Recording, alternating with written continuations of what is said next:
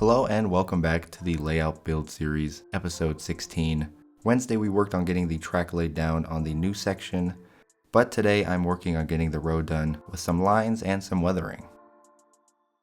But first I do want to show some smaller details I did add, like this scrap plywood I made from the thin sheet wood, and I also added a few rocks to the scene just to add more variety, like this big boulder here. And then I also added some twigs as well. Alright, now let's get started on the road. First, we'll be painting the double yellow lines. This will be all I need.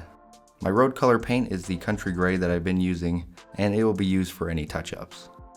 The actual lines will be this fancy goldfish color paint, and I picked this up at Target. The first step will be to mark down the very center of the road with a pencil. In my case, it's 1.75 inches, and obviously because my road is 3.5 inches wide.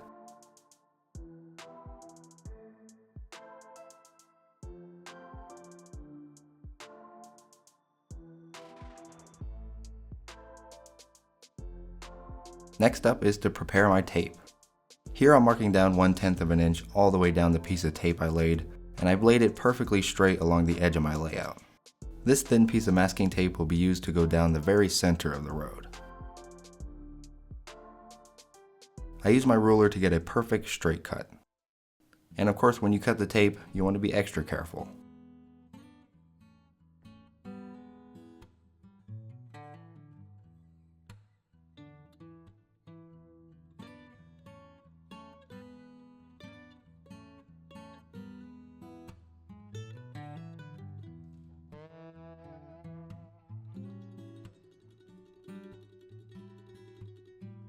Now I'm using the leftover tape we used before to go on each side of the very first one that we laid down.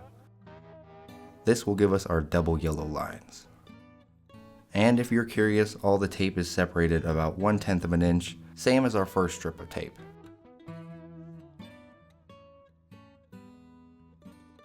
I find this size to be pretty realistic.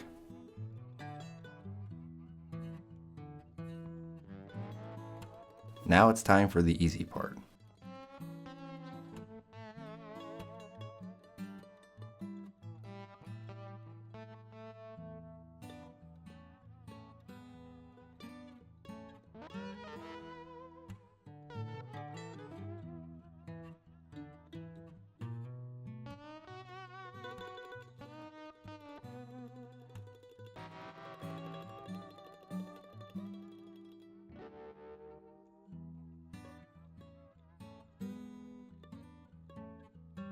After about an hour, I decided to peel up the tape.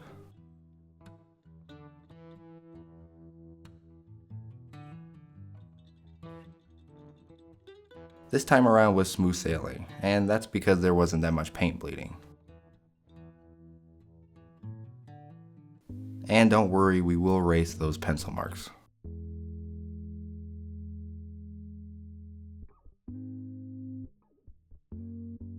I did actually have a few slip-ups when I painted, but they're easily fixed up.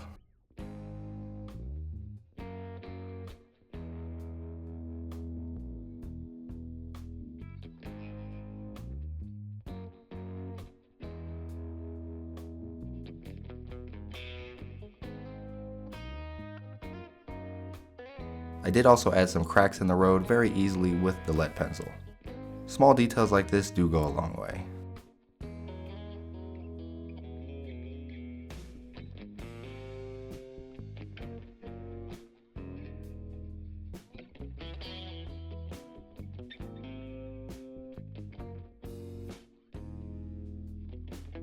What we're doing next is some weathering, using the same kit I've used before by Tamiya. I'll be using the gray to darken the center of the road. This shows age and doesn't take too much to do so.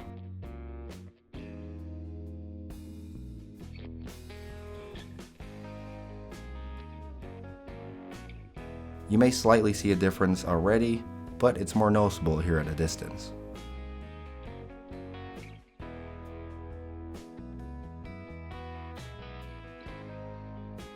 Roads are good for now, but I'll add more details later on. So this is the following day, and I've actually decided to put back the sugar mill. I figured I'll scale down the size of the industry and do what they do in the area besides it, which is for storing large equipment and vehicles. Hopefully I could get some footage next week to show you guys.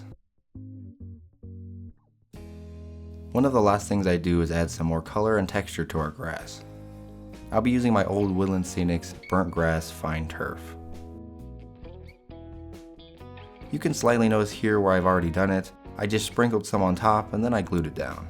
Makes it look a little bit less uniform and more real. I also decided just to go ahead and paint this huge section.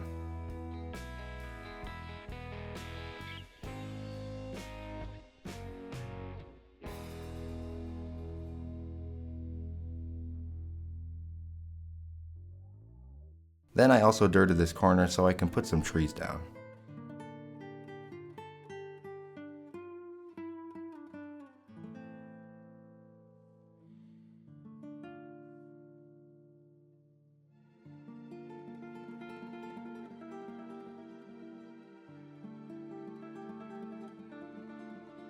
Overall, I'm very happy with what we got done today. We were able to get the roads done with lines and a little bit of weathering on it as well. And we also got rid of a lot of that pink foam. And now with the pink foam gone, hopefully I can envision the future a little bit better.